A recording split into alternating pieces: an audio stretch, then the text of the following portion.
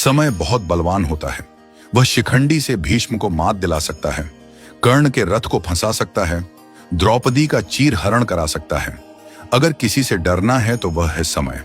महाभारत में एक प्रसंग आता है जब धर्मराज युधिष्ठिर ने विराट के दरबार में पहुंचकर कहा, हे राजन, मैं व्याघ्रपाद गोत्र में उत्पन्न हुआ हूं तथा मेरा नाम कंक है।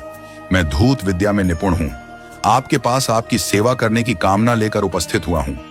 जुआ यानी वह खेल जिसमें धर्मराज अपना सर्वस्व हार बैठे थे, कंक बनकर वही खेल वह राजा विराट को सिखाने लगे। जिस बाहुबली के लिए रसोइये दिन रात भोजन परोसते रहते थे, वह भीम बल्लभ का भेष धारण कर स्वयं रसोइया बन गया। नकुल और सहदेव पशुओं की देखरेख करने लगे।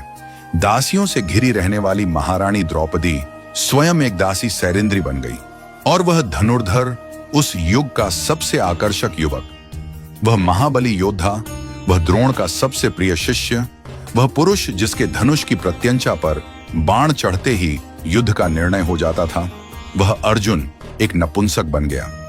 युधिष्ठिर राजा विराट का अपमान सहते रहे। पौरुष के प्रतीक अर्जुन एक नपुंसक सा व्यवहार करते रहे। नकुल और सहदेव पशुओं की देखरेख करते रहे। भीम रसोई में पकवान पकाते रहे और द्रौपदी एक दासी की तरह महारानी की सेवा करती रही। पांडवों के लिए वह अज्ञातवास नहीं था। अज्ञातवास का वह काल उनके लिए अपने परिवार के प्रति अपने समर्पण की पराकाष्ठा थी। वह जिस रूप में रहे, जो अपमान सहते रहे, जिस कठिन दौर से गुजरे, उसके पीछे उनका कोई व्यक्तिगत स्वार्थ नहीं था।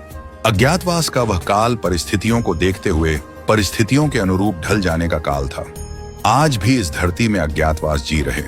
न जाने कितने महायोद्धा दिखाई देते हैं। कोई धन्ना सेठ की नौकरी करते हुए उससे बेवजह गाली खा रहा है क्योंकि उसे अपनी बिटिया की स्कूल की फीस भरनी है। बेटी के ब्याह के लिए पैसे इकट्ठे करता।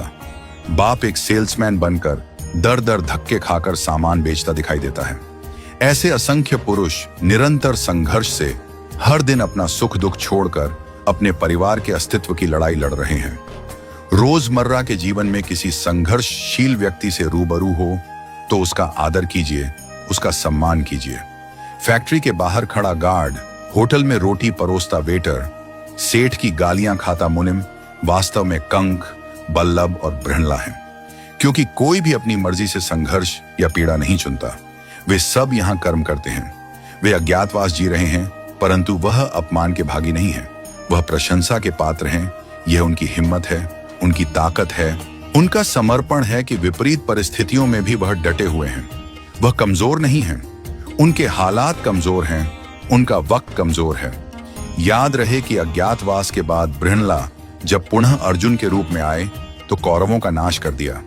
पुनः अपना यश, अपनी कीर्ति सारे विश्व में फैला दी। वक्त बदलते वक्त नहीं लगता, इसलिए जिसका वक्त खराब चल रहा हो उसका उपहास और अनादर न करें, उसका सम्मान करें, उसका साथ दें। क्योंकि एक दिन संघर्षशील, कर्मठ, ईमानदारी से प्रयास करने वालों का अज्ञातवास अवश्य समाप्त होगा। समय का चक्र घूमेगा और बृहणला का छद्म रूप त्याग कर धनुर्धर अर्जुन इतिहास में ऐसे अमर हो जाएंगे कि पीढ़ियों तक बच्चों के नाम उनके नाम पर रखे जाएंगे। इतिहास बृहणला को भूल जाएगा, इतिहास अर्जुन को याद रखेगा। हर संघर्षशील, लग्नशील और कर्मठ व्यक्ति में बृहणला को मत देखिए, कंक को मत देखिए, बल्लभ को मत देखिए। हर संघर्षशील व्यक्ति में धनुर्धर अर्जुन को देखिए, धर्मराज युधिष्ठिर और महाबली भीम को देखिए। यही नियति है, यही समय का चक्र है, यही महाभारत की भी सीख है।